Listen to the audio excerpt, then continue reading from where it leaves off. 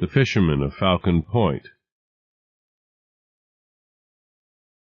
Along the Massachusetts coast where he lived, many things are whispered about Enoch Conger, and certain others are hinted at in lowered voices and with great caution, things of surpassing strangeness which flow up and down the coast in the words of seafarers from the port of Innsmouth, for he lived only a few miles down the coast from that town, at Falcon Point, which was so named because it was possible to see the peregrines and merlins, and even sometimes the great gerfalcons at migration time passing by this lonely finger of land jutting into the sea. There he lived until he was seen no more, for none can say he died.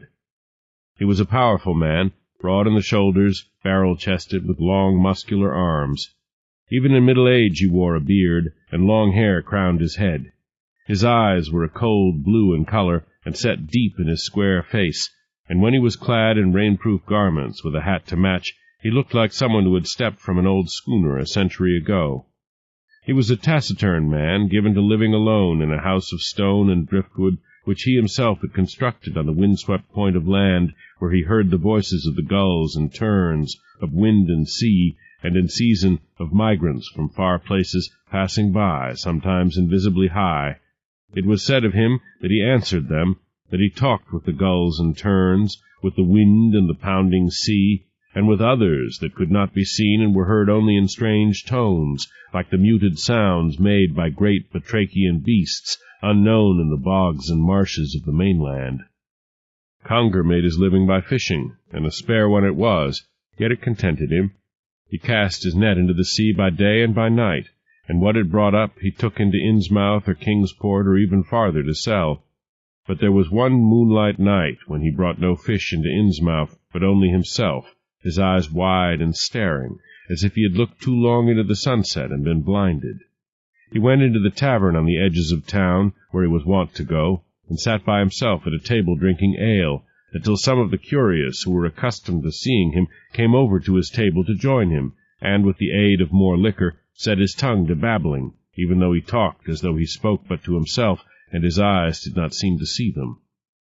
And he said he had seen a great wonder that night. He had brought his boat up to Devil Reef, more than a mile outside Innsmouth, and cast his net, and brought up many fishes, and something more, something that was a woman, yet not a woman, something that spoke to him like a human being, but with the gutturals of a frog, speaking to the accompaniment of fluting music, such as that piped from the swamps in the spring months, something that had a wide slash of a mouth but soft eyes, and that wore, beneath the long hair that trailed from her head, slits that were like gills, something that begged and pleaded for its life, and promised him his own life if ever the need came upon him.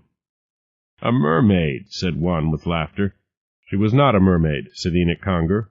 "for she had legs, though her toes were webbed, and she had hands, though her fingers were webbed, and the skin of her face was like that of mine, though her body wore the color of the sea."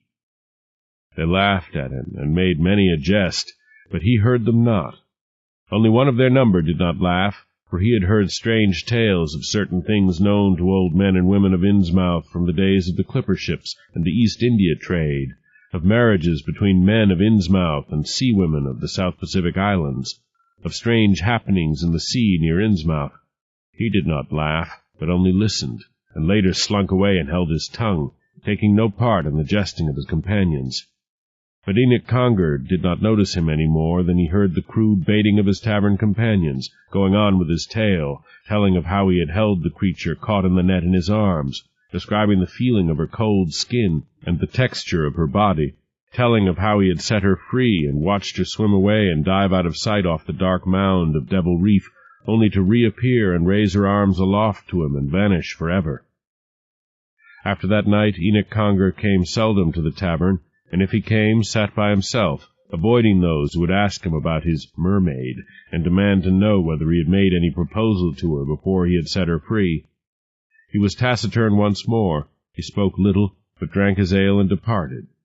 But it was known that he did not again fish at Devil Reef. He cast his net elsewhere, closer to Falcon Point, and though it was whispered that he feared to see again the thing he had caught in his net that moonlit night, he was seen often standing on the point of land looking out into the sea, as if watching for some craft to make its appearance over the horizon, or longing for that tomorrow which looms forever but never arrives for most searchers for the future, or indeed for most men, whatever it is they ask and expect of life. Enoch Conger retired into himself more and more, and from coming seldom to the tavern at the edge of Innsmouth, he came not at all, preferring to bring his fish to market, and hasten home with such supplies as he might need, while the tale of his mermaid spread up and down the coast, and was carried inland to Arkham and Dunwich, along the Miskatonic, and even beyond, into the dark wooded hills where lived people who were less inclined to make sport of the tale. A year went by, and another, and yet another, and then one night the word was brought to Innsmouth that Enoch Conger had been grievously hurt at his lonely occupation, and only rescued by 2 other fishermen who had come by and seen him lying helpless in his boat. They had brought him to his house on Falcon Point, for that was the only place he wished to go, and had come back hastily to Innsmouth for Dr. Gilman. But when they returned to the house of Enoch Conger with Dr. Gilman, the old fisherman was nowhere to be seen. Dr. Gilman kept his own counsel, but the 2 who had brought him whispered into one ear after another a singular tale, telling how they had found in the house a great moisture, a wetness clinging to the walls, to the doorknob, even to the bed to which they had lowered Enoch Conger only a short while before hastening for the doctor, and on the floor a line of wet footprints made by feet with webbed toes, a trail that led out of the house and down to the edge of the sea, and all along the way the imprints were deep, as if something heavy had been carried from the house, something as heavy as Enoch. But though the tale was carried about, the fishermen were laughed at and scorned, for there had been only one line of footprints, and Enoch Conger was too large a man for but one other to bear him for such a distance, and besides, Dr. Gilman had said nothing save that he had known of webbed feet on the inhabitants of Innsmouth, and knew, since he had examined him, that Enoch Conger's toes were as they should have been. And those curious ones who had gone to the house on Falcon Point to see for themselves what was to be seen came back disappointed at having seen nothing, and added their ridicule to the scorn of others for the hapless fishermen, silencing them, for there were those who suspected them of having made away with Enoch Conger, and whispered this, too, abroad. Wherever he went, Enoch Conger did not come back to the house on Falcon Point, and the wind and the weather had their way with it, tearing away a shingle here and a board there, wearing away the bricks of the chimney, shattering a pane, and the gulls and terns and falcons flew by without hearing an answering voice, and along the coasts the whispers died away, and certain dark hints took their place, displacing the suspicions of murder and some deed of darkness with something fraught with even greater wonder and terror. For the venerable old Jedediah Harper, patriarch of the coastal fishermen, came ashore one night with his men, and swore that he has seen, swimming off Devil Reef, a strange company of creatures, neither entirely human, not entirely batrachian, amphibian creatures that passed through the water half in the manner of men and half in the manner of frogs, a company of more than 200, male and female. They had passed close to his boat, he said, and shone in the moonlight like spectral beings risen from the depths of the Atlantic, and going by they had seemed to be singing a chant to Dagon, a chant of praise, and among them he swore he had seen Enoch Conger swimming with the rest, naked like them, and his voice too raised in dark praise. He had shouted to him in his amazement, and Enoch had turned to look at him, and he had seen his face. Then the entire school of them, Enoch Conger as well, dived under the waves and did not come up again.